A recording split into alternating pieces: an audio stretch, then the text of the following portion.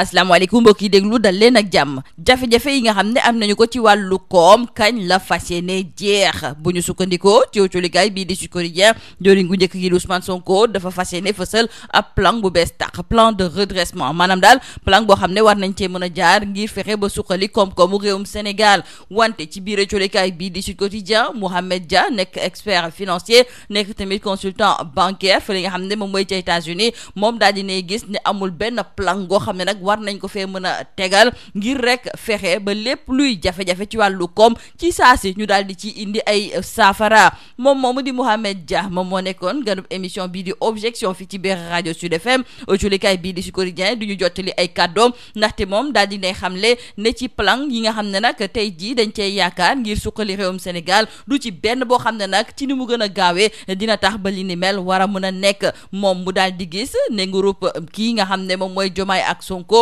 ñoom am na ci yeneen yoon yoo xam ne war nañ faa mën a jaar ngir suqaliku wante yooyu de bu ñu fa jaaree dina am ñu bëri ñoo xam ne nag dinañ ci gis ay jafe-jafe maanaam faw nit ñi daal di xam ne suqaliku léegi tey moom loolu mënul nekk faw mu nekk loo xam ne ndànk-ndànk la ñu koy daal di amal moom moomu di Mohamed Dia jolikaay bii di Sud Quotidien mi ngi ñu xamal ne yéy na yàbbi jëmale ko tamit ci waa FMI yi nga xam ne ba léegi pareeguñu ngir xaatim ab programme bu bees ak ñi nga xam ne de ñoom ñooy waa Sénégal la ko waral moom mooy ne xayma yu bëri yi nga xam ne dañ ko fee fësal jëmale ko ci li nga xam ne nag moom mooy bor bi réewum Sénégal daal di amale moom muy gis ne loolu lu war la ndax FMI munul rek du sukkandiku ci ay xayma yoo xam ne dañoo waroo ci wàllu FMI googu sax ñu ngi xamle ci biir colikaay bi di Walf Quotidien ne ci weeru août bi nga xam ne nag moom la ñu dëgmal dañoo fas yéene waat dellu si waat fii ci même réew bii pa moom colikaay bii di Sud Quotidien ne réewum Sénégal dinañu def seen kéemtalaay kàttan ba waa FMI wóolu leen ba nangu wéy di doxal ak ñoom ci biir colikaay bii di L'Observateur suñu naataango yi ñu ngi ñu xamal ne joriñ gu ñu dénk wàllu yoon di Ousmane Diagne moom daal dinay bind procureur général procureur boobu nag daal di koy jébbal procureur de la République ngir ñu daal di tàmbale di amal ab enquête jëmale ko ci faatu bakken yi nga xam ne dañu ko nemmeeku li ko dalee 2021 jàpp 2024 colikaay bii di enquête ne kon loolu lu bees la te nag ñi ngi ciy gën a joxoñ baaraamu tuuma mooy ñi nekkoon ci bopp réew mi keroog ba xew-xew yi di am dinañu leen toppee nag ci ñeenti mbir yoo xam ne ga ca gën a fës moom mooy crime contre l'humanité ci biir colikaay bii di yor bi ki nga xam ne nag moom mooy Waly Diouf Bodian gis ne li ni mel moom lu war a mën a am la ndaxte am na ci lu tolloo juróom-ñett fukki doomu réewum Sénégal yoo xam ne daal dinañuy ñàkk seen bakken ay milliards yu bëri ñu daal di koy luubar kon moom la mu gis moom mooy ne ñii di waa APR ña nekkoon ca bopp réew ma keroog ba xew-xew yi di am parti boobu moom dañu ko war a tasaar wante dafa mel ni ne APR tasagul ndaxte colikaay bii di enquête ñu ngi ñu xamal ne ñoom sax ñu ngi gën a dëgëral seen taxawaay Macky daal dinay indi ay yeesal ci biir parti boobu ñu nemeeku ne am nañu bees tàq ñoo xam ne nag daal dinañ leen cee tabb Waly Diouf Bodian dañuy dellu siwaat ak moom ndaxte ci biir colikaay bii di Subatel suñu natango yi daal dinañuy ñëw ci doxalinu foofu nga xam ne moom mooy ca port autonome de Dakar ñu daal di nemeeku ne port bi dara doxatu fa te boobu fekk na ne kii nga xam ne nag moom moo ko jiite au lieu que mu xool nu mu koy doxalee moom de ma nga ca ay tontu ak tamit xastante ŋàññante yi nga xam ne mu ngi koy amal ci ëttub tasub xibaar yi wala boog ci xarala yu xarañ yi loolu moom moo tax boo colikaay bii di Subatel di laajte kan moo war a wax Waly Diouf Bodian dëgg ngir mu liggéey jëmale ko foofu nga xam ne moom mooy ca port bu Dakar boo colikaay bii di Vox Populi moo ñu xamal ne ay xeexoo nemmeeku nañu ko fa li nga xam ne moom mooy ca Susung nekk ci diwaanu Mbuur foofu nag ndaw yi ñoom ñoo ne ala mukk duñu nangu ñuy fay amal benn projet boo xam ne dafa jublu ci wàllu carrière u basalte ñuy xamle ne loolu moom moo tax ba mu amoon ay xeexoo ndaw yu bëri ñu daal di leen teg loxo ñeneen ñi ñu ngi leen di wër collectif bi nga xam ne nag moom moo ëmb ñiy xeex ngir bañ suufu Susung ñu daal di koy caxat-caxatee ak def fa loo xam ne nekkul liy gën ci ñoom fu mu nekk di sax la ñu bëgg moom mooy mbir yi ci nu mu gën a gaawee ñu daal di ci indi ay saafara laata xew-xew gu ñaaw di ci mujjee boobu fekk na fa li nga xam ne moom mooy ci diwaanu Matam rawatina nag ca Wooso gi colikaay bi di Les Échos mi ngi ñuy xamal ne mbooloo bu takku ñoom ñoo wàcc ci mbedd mi ngir bëgg ñu bàyyi ci nu mu gën a gaawee ki nga xam ne de moom mooy Farba Ngom ñoom takkoon nañu nag ay brassard rouge ngir wane seen mer colikaay bii di Tribune ne Fouta kay fu mu nekk nii la mu bëgg moom mooy ci nu mu gën a gaawee ñu daal di bàyyi ki nga xam ne moom mooy Farba Ngom ñu desandi ak colikaay bii di Tribune ndaxte mi ngi ñu xamal ne parti bii di Pastef ñoom de bi mooy ñaareelu yoon nag ñuy dem ca conseil constitutionnel mu leen di gàntal loolu moom moo tax ba colikaay bii di Tribune daal di njort ne suñu moytuwulee waa Pastef dinañu tasaar li nga xam ne moom mooy conseil constitutionnel wante colikaay bii di Rewmi Quotidien di xamle ne ngir tas conseil constitutionnel am na ay mbir yu bëri yoo xam ne na nag ci wàllu yoon ak tamit ci wàllu politique yoo xam ne daal daf koy gàntal. jeexale ko colikaay bii di Libération mi ngi ñee xamal ne am na ñoo xam ne fu mu nekk nii ñu ngi leen di déglu ak i teg loxo ci affaire Kocc Barma.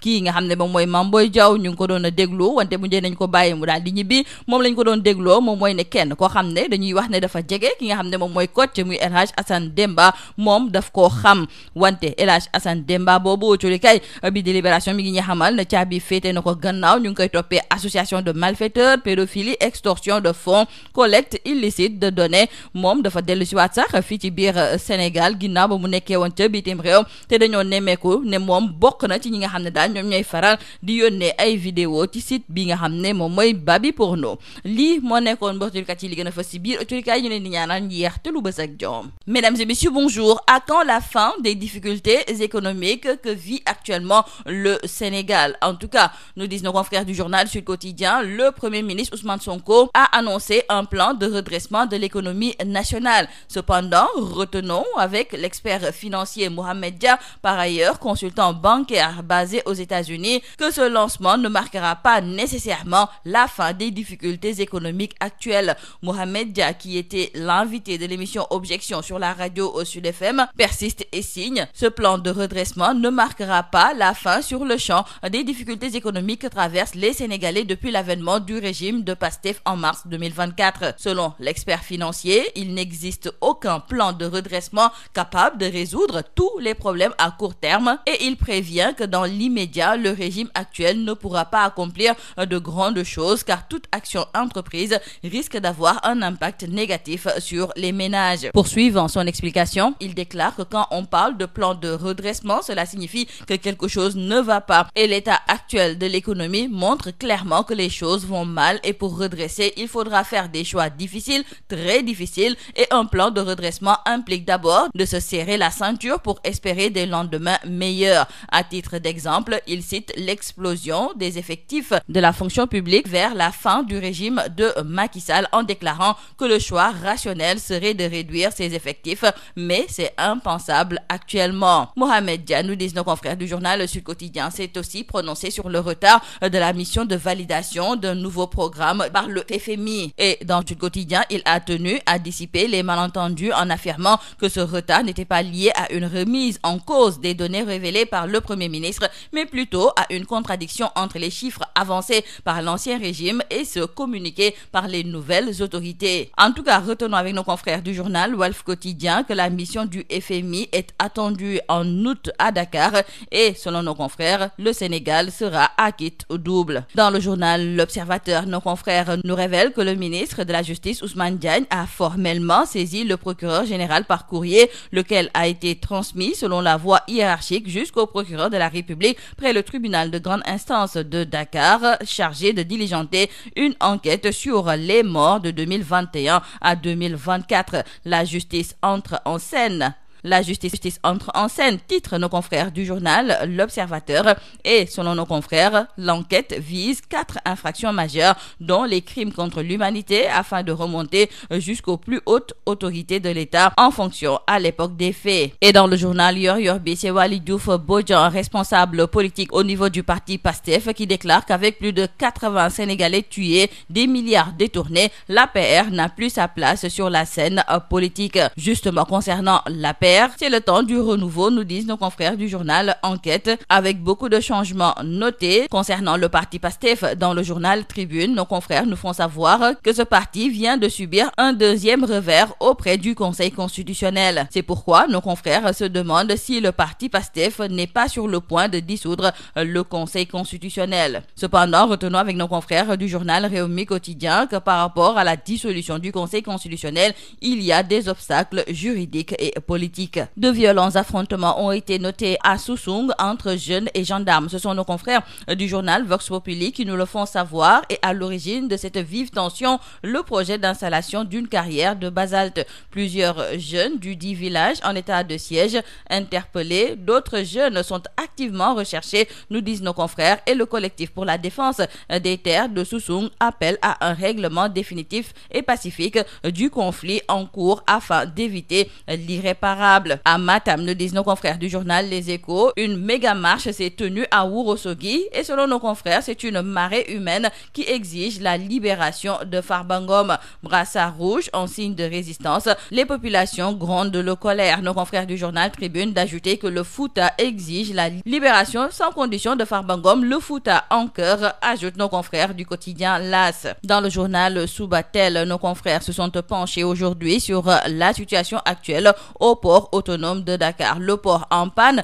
les polémiques en marche, titrent nos confrères. Et ces derniers se demandent qui arrêtera Waly Diouf Bodian avec ses attaques répétées contre l'ancien régime au détriment des urgences du port autonome de Dakar. Entre sorties médiatiques acerbes et règlement de compte avec les figures de l'ancien régime, une question s'impose: à quand une concentration réelle sur les défis criants du port autonome de Dakar? Terminons par nos confrères du journal Libération qui nous font savoir que concernant l'affaire Kocc Barma, l'ADC est sur la piste de ramification. Et justement, nos confrères nous font savoir que Mame Boye Diao a été auditionné puis libéré. Il a été interrogé sur ses relations avec El Hadj Assane Demba, intercepté jeudi soir à l'AIBD. Une avocate est aussi dans le collimateur des enquêteurs. Retenu dans un premier temps pour nécessité d'enquête, El Hadj Assane Demba, gardé en vue pour association de malfaiteurs, pédophilie, extorsion de fonds, collecte illicite de données. Nos confrères nous parlent de ces envois retrouvés formellement dans le site Baby Porno. C'est tout à vos journaux et très bonne lecture.